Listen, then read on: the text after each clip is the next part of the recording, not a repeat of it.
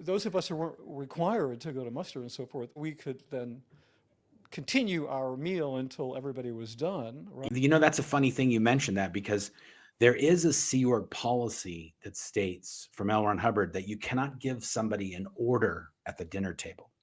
So the dinner table is a safe zone because you're not allowed to receive orders or be yelled at or anything when Right, you're at a meal.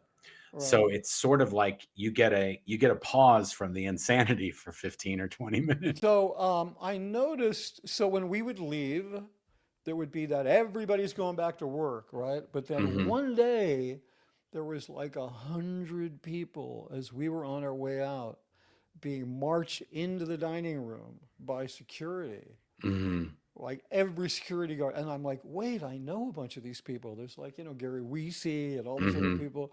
And they're just look like beaten dogs. They're just downtrodden and deflated. And they're being literally like frog marched, into the Yeah. dining room.